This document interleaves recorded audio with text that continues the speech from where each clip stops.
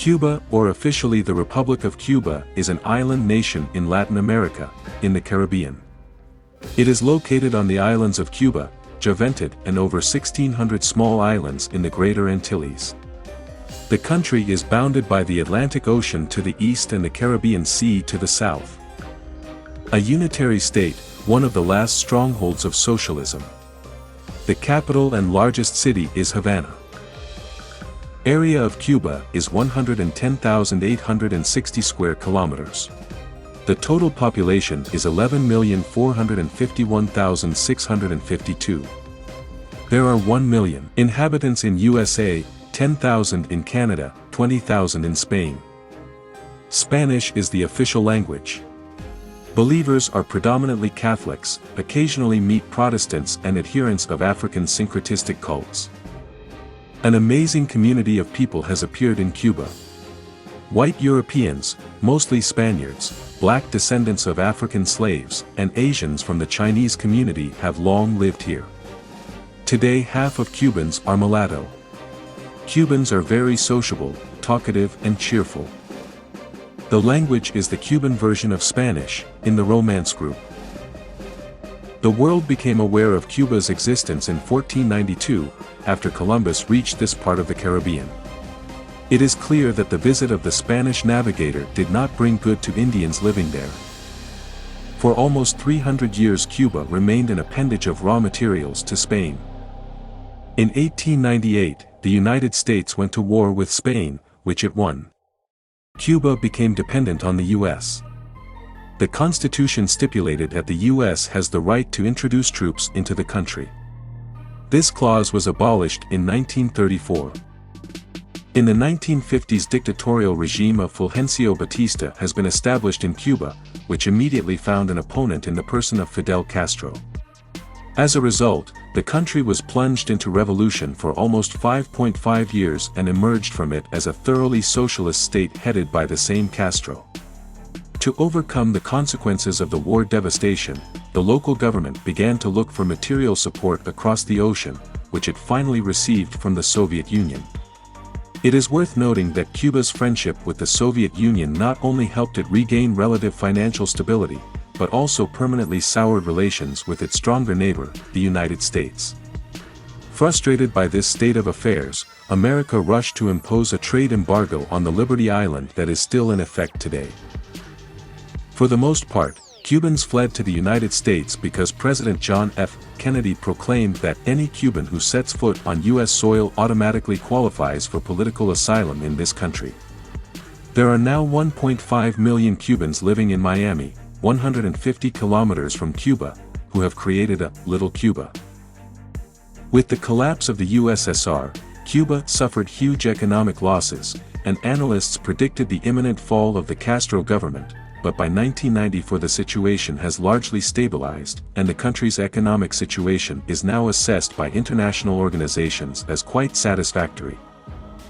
After the collapse of the Soviet Union, which had subsidized Cuba, Castro was faced with the need to reform the economy.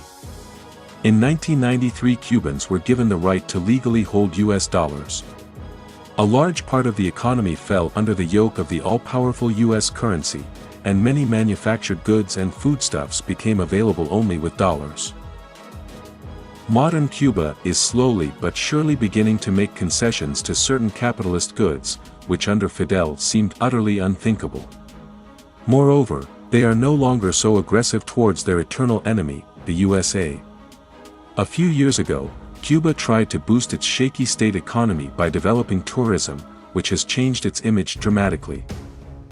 The number of people wishing to visit the poor but proud island of socialism has been growing year on year, which has of course had an impact on the country's transformation. Cubans are of mixed descent. At the time of the Spanish arrival, Cuba was inhabited by Indian tribes. But as a result of Spanish colonization, most of the Indians were exterminated. Colonists needed workers, especially for the plantations, and they imported slaves from Central Africa.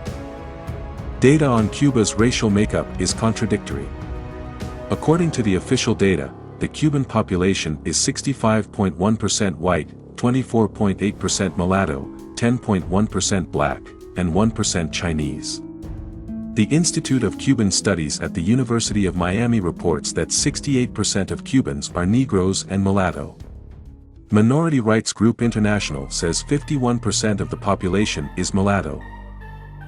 In 1953 the white population was 84%, but has since declined, mainly as a result of emigration after the revolution. Cuba's economy.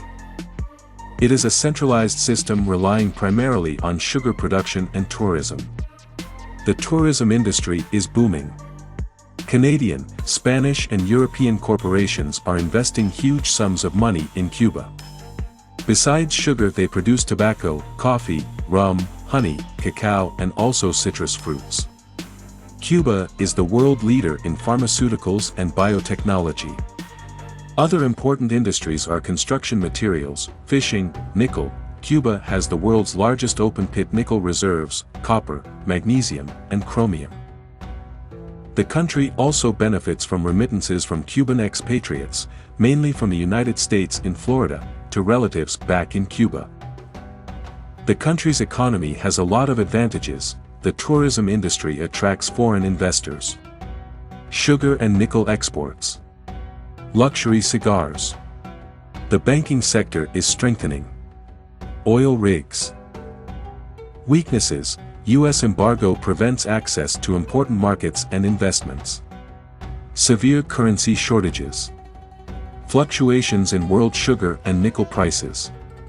Tightening trade restrictions discourage investment. Poor infrastructure. Shortages of fuel, fertilizer and spare parts. Until 1960 Cuba was the most economically successful area in the Caribbean. In the aftermath of the 1960 revolution, the economic boycott imposed by the U.S. government, severing economic ties with the U.S., has been hugely damaging to Cuba's economic development. The Revolutionary Army of Cuba is a branch of the Cuban Revolutionary Armed Forces designed to fight primarily on land. Their structure, composition and armament are governed by the missions and tasks of the Cuban Revolutionary Army.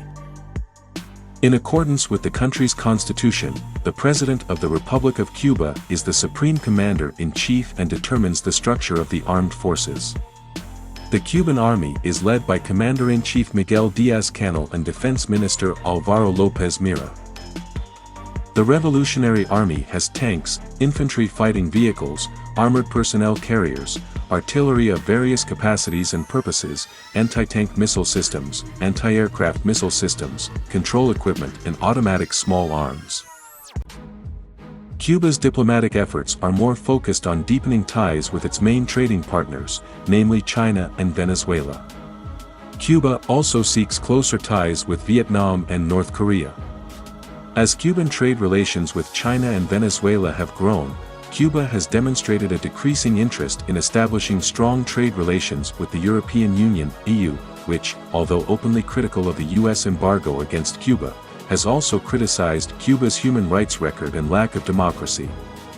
Despite this fact, Cuba continues to develop relations with individual EU member states.